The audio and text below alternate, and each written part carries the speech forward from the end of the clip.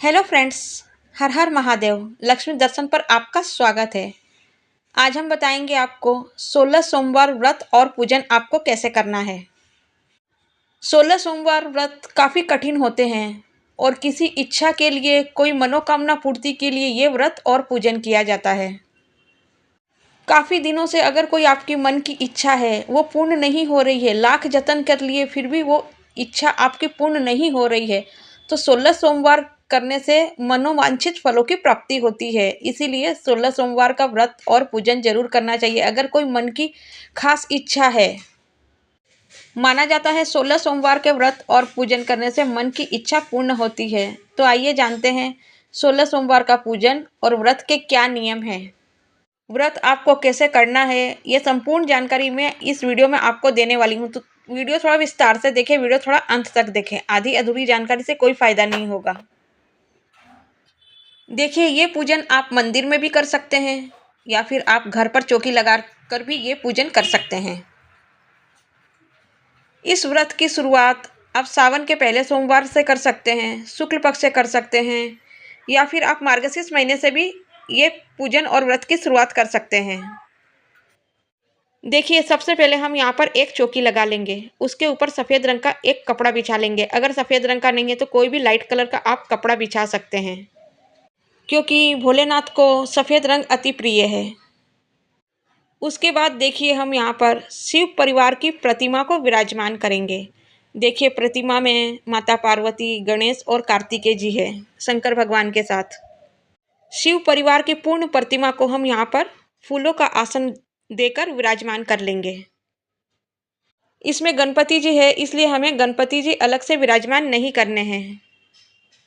देखिए, सबसे पहले हम यहाँ पर एक प्लेट रखेंगे। एक प्लेट के ऊपर बेलपत्र रख के हम यहाँ पर शिवलिंग विराजमान करेंगे। अगर आपके घर में शिवलिंग है तो आप शिवलिंग विराजमान कर लीजिए। अगर आपके घर में शिवलिंग नहीं है तो फिर आप मिट्टी का शिवलिंग बनाकर यहाँ पर पूजन कर सकते हैं, क्योंकि पार्थिव शिवलिंग का बहुत महत्व रहता है। अगर आपके घर में शिवलिंग नहीं है तो देखिए, हम यहाँ पर भावपूर्वक भोलेनाथ, गणपति, माता पार्वती और कार्तिक जी को जल से छींटे दे देंगे। उसके बाद हम यहाँ पर देसी घी का एक दीपक लगा लेंगे। देसी घी नहीं है तो आप तिल के तेल का भी दीपक लगा सकते हैं। देखिए, शंकर भगवान को हम यहाँ पर भावपूर्वक चंदन का तिलक कर देंगे। माता पार्वती को रोली और हल्दी का तिलक कर देंगे। साथ ही गणेश जी और कार्तिकेय जी को भी रोली और हल्दी का तिलक कर देंगे। साथ ही पुष्प समर्पित कर देंगे, वस्त्र रूपी कलावा समर्पित कर देंगे। अब हम यहाँ पर शंकर भगवान के शिवलिंग का अभिषेक करेंगे। देखिए, सबसे पहले हम यहाँ पर गंगा जल से अभिषेक करेंगे। उसके बाद हम यहाँ पर दूध से अभिषेक करेंगे, या फिर पंचामृत से भी आप अभिषेक कर सकते हैं। और तीसरी बार और जल से हम स्नान करा देंगे, यानी जल से और अभिषेक कर लेंगे। उसके बाद हम यहाँ पर भावपूर्वक शंकर भगवान को चंदन से टीका कर देंगे। आपको लाल, पीला, सफ़ेद जो चंदन मिले आप उस चंदन से टीका कर लीजिए। अब हम भोलेनाथ को थोड़े से अक्षत समर्पित कर देंगे और जो भी प्रिय वस्तु है शंकर भगवान की वो हम यहाँ पर अर्पण करेंगे, जैसे बेलपत्र, आँख का पत्ता, समी पत्र और सफ़ेद फूल शंकर भगवान को अति प्रिय हैं, तो ये हम शिवलिंग पे अर्पित कर देंगे। अगर आपको नीला अपराजिता का फूल मिले तो बहुत अच्छी बात है, वो भी महादेव जी को बहुत पसंद है, तो ऐसा फूल मिले तो आप ज़रूर अर्पित कर दीजिएगा। साथ ही धतूरा मिल जाए तो बहुत अच्छी बात है। अगर धतूरा ना भी मिले तो भी आप ये पूजन कर सकते हैं। उसके बाद भोग प्रसाद अर्पित कर देंगे। यहाँ पर देखिए, प्रसाद का बहुत महत्व है। यहाँ पर देखिए, यहाँ पर हम 3 लड्डू बना लिए हैं, चूरमे के 3 लड्डू। ये जो लड्डू है तो इन्हें 3 हिस्सों में बांटना है। यहाँ पर एक हम भोलेनाथ को अर्पित कर देंगे, यहाँ पर एक लड्डू। दूसरा लड्डू है वो गौ माता के लिए निकाल देंगे, और तीसरा लड्डू जिसने उपवास किया है, व्रत किया है, उसे ये लड्डू खाकर व्रत का पारण करना है।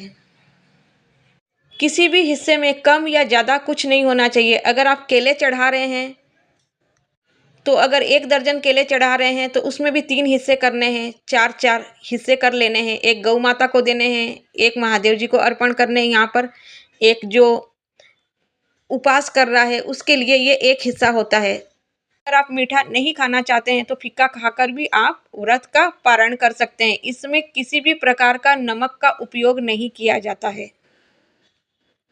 ये पूजन ज़्यादातर शाम को होती है प्रदोष काल में। अगर आप किसी कारणवश प्रदोष काल में पूजन नहीं कर पा रहे हैं, जॉब कर रहे हैं या कोई किसी सर्विस में लगे हुए हैं तो फिर आप ये पूजन सुबह भी कर सकते हैं। भोग प्रसाद अर्पित करने के बाद हम यहाँ पर आरती कर लेंगे। अगर आपको आरती आती है तो आरती गा लीजिए आप, नहीं तो आप थाली को यूं ही 5 या फिर 7 बार घुमा दीजिए। इसको भी आरती का ही स्वरूप माना गया है।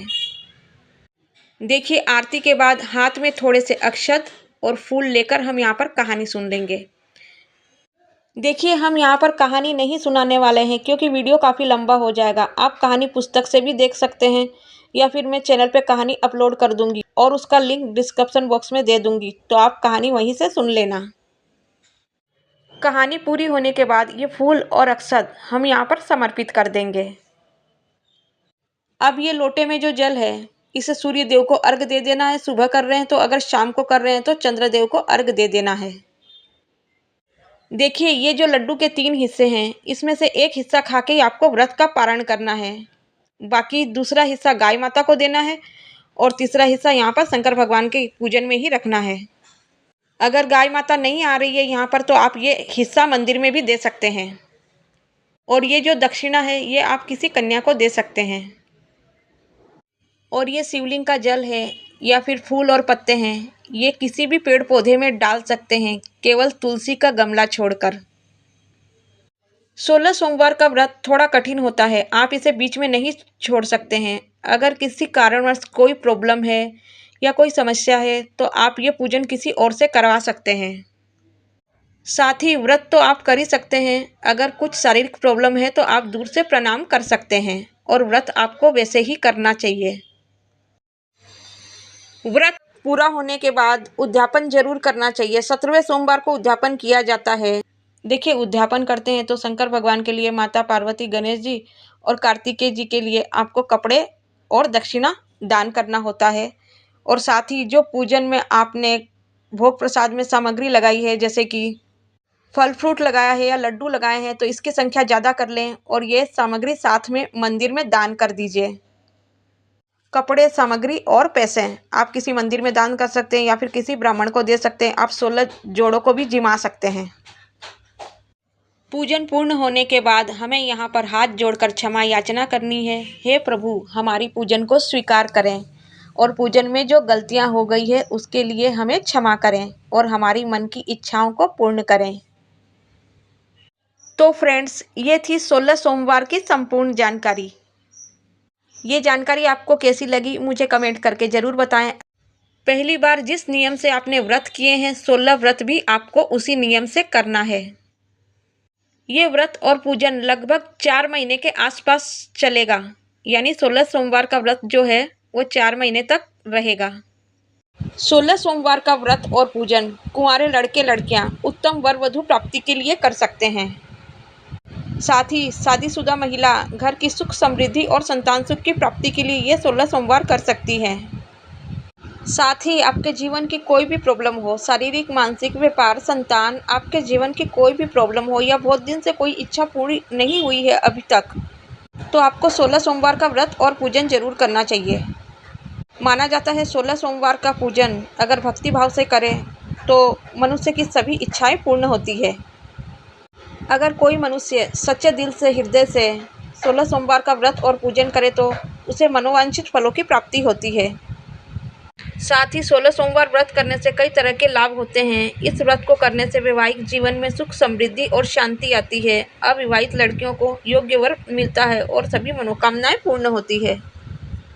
साथ ही अविवाहित लड़के और लड़कियों के आने वाली विवाह में जो समस्या चल रही है वो समस्या समाप्त होती है और उन्हें मनचाहा जीवन साथी मिलता है।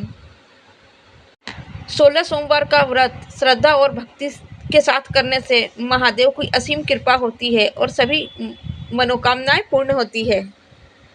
लेकिन उद्यापन आपको 17वें सोमवार को करना पड़ेगा। ये उद्यापन आपको सुबह ही कर लेना है। सावन के महीने में इस व्रत की शुरुआत करना अति उत्तम माना गया है। अगर आप सावन मास में शुरू नहीं कर पाए हैं तो चैत्र, वैशाख, कार्तिक व मार्गशीर्ष महीने में भी आप यह व्रत की शुरुआत कर सकते हैं। व्रत शुरू करने से पहले एक संकल्प जरूर लेना चाहिए। व्रत के दौरान सात्विक भोजन ही करना चाहिए। भगवान शिव की पूजा आराधना बिल्कुल दिल से करनी चाहिए। व्रत के सभी नियमों का पालन करना चाहिए। शुरू से लेकर अंत तक जो भी आपने अभी तक नियमों का पालन किया, 16 दिन तक वही नियम एक जैसे होने चाहिए। जरूरी नहीं है कि आप 16 जोड़े जिमाएं। इसमें एक ब्राह्मण ब्राह्मणी का अगर जोड़ा जिमा दिए तो भी काफी है। आप अपनी सामर्थ्य अनुसार उद्यापन कर सकते हैं, तो आप भी करें 16 सोमवार का व्रत और पूजन मनोकामना पूर्ति के लिए। भोलेनाथ आपकी सभी मनोकामनाओं को पूर्ण करें। सच्चे दिल से किया हुआ पूजा पाठ, भक्ति, आराधना कभी व्यर्थ नहीं जाता। इसका फल हमें आज नहीं तो कल जरूर प्राप्त होता है।